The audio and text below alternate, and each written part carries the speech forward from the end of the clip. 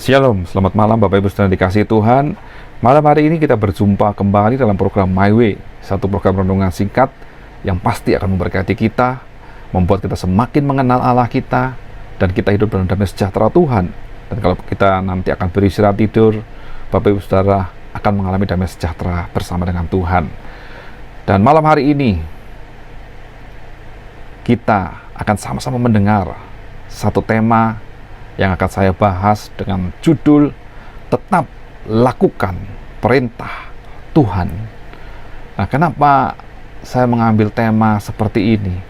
Karena seringkali kita yang sudah mengetahui apa yang menjadi rencana dan kehendak Tuhan dalam hidup kita ini, kita melakukannya kurang dengan sepenuh hati. Malah seringkali kita melakukannya dengan setengah hati.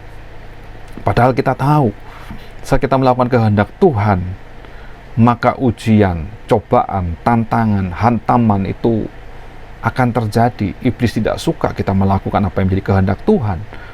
Iblis akan menggunakan berbagai macam cara untuk meruntuhkan iman kita.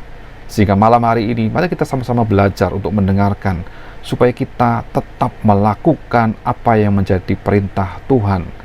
Dan kita akan melihat kisah dari seorang yang bernama Nabi Nuh, di mana pada waktu itu kondisi bumi sudah begitu rusak. Dan ini tertulis di dalam Kejadian 6 ayat 5, ketika dilihat Tuhan bahwa kejahatan manusia besar di bumi, dan bahwa segala kecenderungan hatinya selalu membuahkan kejahatan semata-mata. Maka di Kejadian 6 ayat 11 dan 12 dikatakan, adapun bumi ini telah rusak di hadapan Allah dan penuh dengan kekerasan.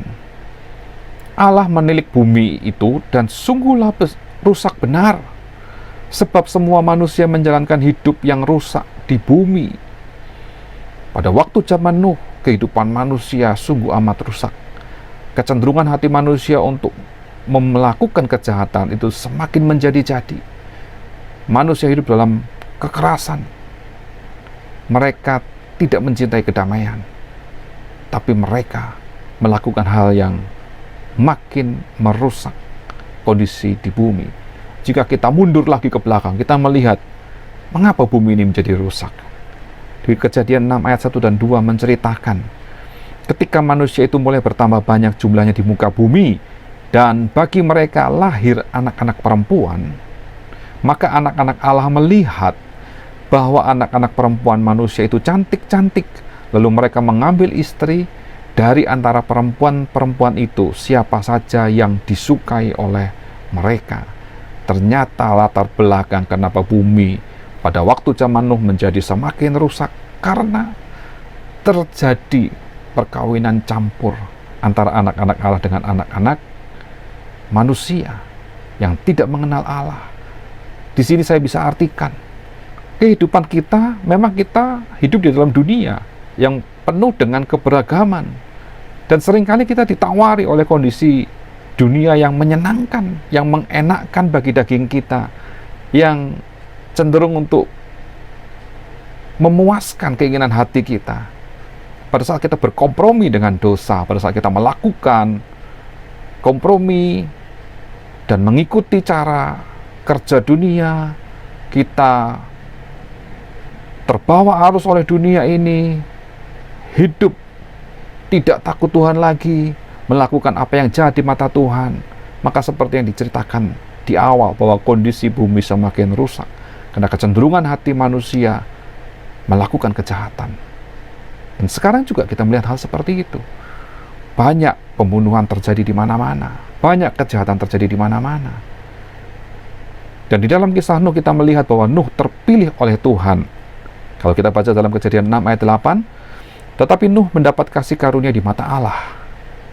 Inilah riwayat Nuh. Nuh adalah seorang yang benar dan tidak bercela di antara orang-orang sezamannya. Dan Nuh itu hidup bergaul dengan Allah. Nah, ini yang Tuhan kehendaki.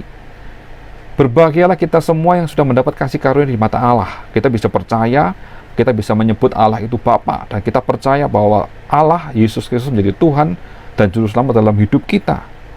Nah, yang berikutnya yang harus kita lakukan adalah seperti Nuh. Karena Nuh mendapat kasih karunia di mata Allah, maka seperti Nuh melakukan yang benar dan tidak bercela di antara orang-orang sejamannya, karena Nuh hidup bergaul dengan Allah, ini menjadi peringatan buat kita semua, bahwa kita pun harus hidup benar, tidak bercela. Di tengah-tengah orang-orang di sekeliling kita yang tidak benar, kita tetap hidup benar. Dengan cara bagaimana? Kita hidup bergaul dengan Allah.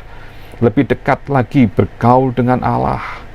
Kita membangun satu hubungan yang intim dengan Tuhan, melalui doa, melalui renungan, melalui saat teduh, melalui persekutuan doa, di mana kita saling membagi berkat rohani satu dengan yang lain.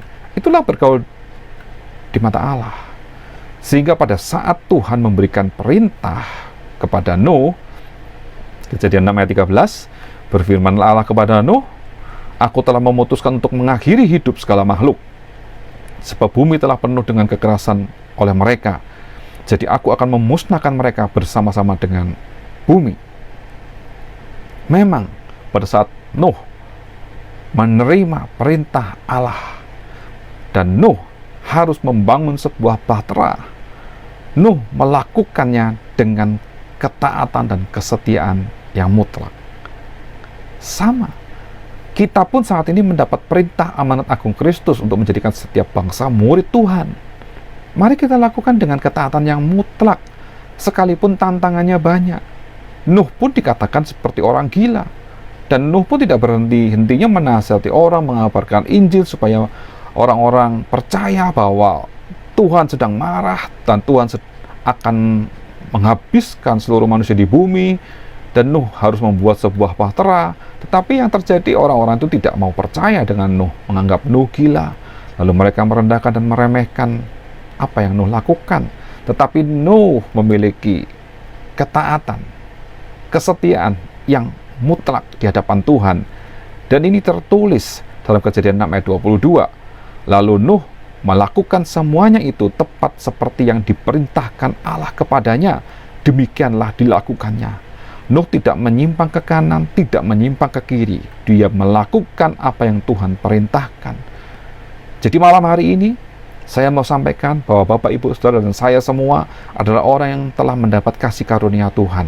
Dan kita semua mendapat perintah dari Tuhan untuk kita pun bersaksi apa yang telah Tuhan lakukan dalam hidup kita. Bagaimana karya penyelamatan Tuhan yang ajaib yang terjadi dalam hidup kita, kita harus saksikan kepada orang lain. Kita harus melakukan perbuatan yang baik dalam hidup kita, supaya hidup kita menghasilkan buah-buah Roh Kudus, sehingga pada saat kita menjalankan dengan sungguh-sungguh, dengan ketaatan, dengan kesetiaan, maka seperti Nuh yang diselamatkan oleh Allah dan diberkati oleh Allah, saya yakin, saya percaya kehidupan kita pun akan diberkati seperti Nuh diberkati oleh Tuhan.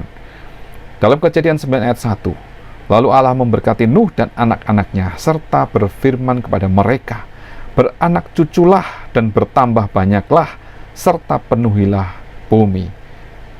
Puji Tuhan, Tuhan Yesus memberkati kita semua. Berkat yang diberikan oleh Allah kepada Nuh pasti akan diberikan kepada kita semua, asal kita taat, kita setia menjalankan apa yang menjadi perintah Tuhan dalam hidup kita, dan tetap lakukan perintah Tuhan. Puji Tuhan. Haleluya. Amin.